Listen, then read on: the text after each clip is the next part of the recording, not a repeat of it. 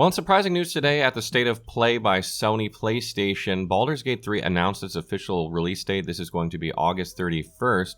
But beyond that, and more intriguingly, they also announced that the game would be coming to PlayStation 5 at the same time. Normally, in the past, with these sort of games, Larian has done like a staggered launch where they have the PC release, and then they have the Enhanced Edition a year later where they come to console as well. But now we're finding out that the PlayStation 5 version of this game will actually launch the exact same day as PC. A couple things about this that are really interesting to me. First of all, there is no PlayStation 4 version of this game, so if you are not playing on PlayStation 5, if you're a PlayStation player, you won't be able to play Baldur's Gate unless you play on PC or PlayStation 5. And secondly, Xbox seems to be absent here. We have no idea what's happening with the Xbox launch. I'm going to assume that there is going to be an Xbox version of this game. It doesn't make sense to me to not release it on that platform since they're developing for console anyway.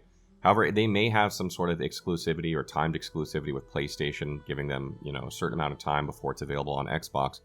And to further make things interesting about this, if you go to their website and you go to pre-order their collector's edition of the game, which I'll get into in just a second, that's now available for pre-order, you can only pre-order PlayStation 5 and PC versions. There is no Xbox Series X or S version of the game available for pre-order. A couple more interesting tidbits here regarding this too is that the game will launch with controller support on PC, so for those of you who've been wanting to play on controller, you'll be able to do that on PC. And the game on PlayStation 5 will also have split-screen co-op, not unlike Divinity Original Sin 2 had, allowing you to play couch co-op with your friend or family member. So if you're someone who's a big fan of couch co-op on console, particularly with role-playing games, you have that to look forward to. That's phenomenal in my opinion. Not too many games out there that have split-screen co-op. Even fewer are RPGs, so glad to see that's still going to be a thing. So beyond the release date, which is now August 31st, I think all of us knew that it was going to be August. We didn't have an exact date. We've got that nailed down. They did showcase the new editions of the game. So there is a regular version, a deluxe edition, and a collector's edition. And I sort of want to run you through what's in these real quick. So the collector's version of the game has a digital copy of Baldur's Gate 3's deluxe edition included. It's got a custom sticker sheet. It's got a Mind Flayer versus Drow statue thing that looks really, really awesome. It's got a art book hardcover. I love the art books from the Divinity series. I have them, so I'm sure people will love this as well. There's a cloth map of Faerun. I think a lot of Baldur's Gate, reminiscent of the old D&D games, will love that.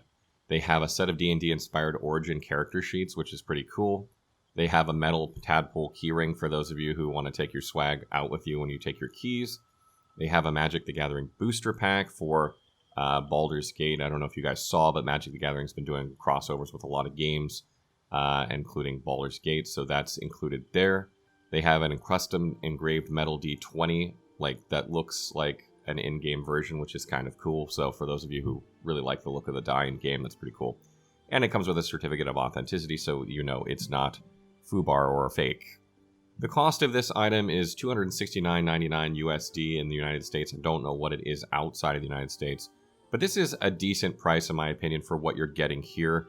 You're seeing the price of collector's editions kind of fluctuate anywhere between the $150 to $400 price range depending on the game. Sometimes you get crazy ones that are $500, but like Hogwarts Legacy, for instance, I think was $299.99. And I think this is a much better collector's edition than that one was. So if you want to pre-order that, you can go ahead and do that now. I've actually got several of these pre-ordered. We're going to be giving away a couple of these closer to launch of the game, so you can look forward to that. So if you somehow don't get one pre-ordered, look forward for that giveaway. So let's talk a little bit about the deluxe edition now that we've talked about the collector's edition. What do you get from that? You get a playable Bard song pack, which is really cool. Love the music in the game. You get an exclusive in-game dice skin. You gain an adventurous pouch containing supplies to help you on a journey. I'm assuming this is just consumables or food in order to be able to camp.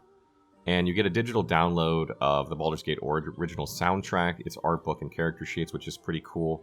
But most importantly, you gain 72 hours early access starting on August 31st. Now, there is a limitation to this, though, and that it seems like you're only able to play Act 1 in those 72 hours. So you would essentially be able to play early, but you couldn't go past Act 1. This is a bit of a new one for me. I don't know that I've ever seen a game reward players with early access to a game for pre-ordering or buying a deluxe edition, but then limit what they can do in that time period. I don't know if I've seen that. I'm trying to struggle, but I don't remember any other game doing this, which is kind of strange. To make this more interesting, players have been able to play either Act 1 or the majority of Act 1. I'm not sure if what we've been able to play so far in the early access for the last 2 years is actually the entirety of Act 1. But there's like 25 hours of gameplay there. So if that's Act 1, then you would be waiting a day. If Act 1 is longer, then obviously there's a lot more to do and probably more to do in there, and that's not so bad. But I can't imagine playing this, like getting the game early, playing, and then having to wait like a day after you're like hooked. That would suck. It would suck really bad. But it does seem to be a compromise between, that, oh, you're getting to pay to play early and you can't just blast through the whole game, put the ending up on YouTube or something like that, or spoil it on Twitter, you know what I mean? So I guess it's better than the way some companies have done it in the past, but it's still one of those things where you're seeing this more and more in the gaming industry. I just don't like it, honestly. Besides these things, you'll also gain some items that are inspired by Divinity Original Sin 2, which is great, one of my all-time favorite games. You get Mask of the Shapeshifter, which allows you to change your race and appearance on the fly, which is inspired by Fane, since he had the ability to do this. You have the Cape of the Red Prince, which is a cloak inspired by the Red Prince. Lute of the Merryweather Bard, which is a playable instrument inspired by Loss. Needle of the Outlaw Rogue, which is a dagger inspired by Sibyl, like her dagger in the game, I guess. Bicorn of the Sea Beast, which is headgear inspired by Beast. And Painting from Revlon, which allows you to discover a new collection of paintings across the Forgotten Realms. So there are Easter eggs from Divinity Original Sin in here, which I absolutely love to see. So all in all, this is big news, I think. We've been waiting to hear more about Baldur's Gate 3 for a while. It's good to hear that it's officially coming out in August. We all knew it was sometime in August. Now we have an official release date. We got the question answered about console. Is the game coming to console? We still have more questions, though. What about Xbox for the Xbox players out there? So this is really good news. I think people will be really happy to hear this. And make sure, if you are like me and you're a huge fan, go get your collector's edition while you can. And if not, stay tuned for our giveaway that's going to be closer to launch. So what do you guys think so far? Are you happy with the news today? Are you looking forward to the collector's edition? What do you guys think about this early access period for buying a more expensive edition or for pre-ordering games? I'm not a huge fan of this. This is something Hogwarts Legacy did as well. I'm not sure it's as bad in this case because you can only play Act 1, but it's a trend that seems to be making its way into the gaming industry, and I really don't like it. What do you guys think? Let us know in the comments below.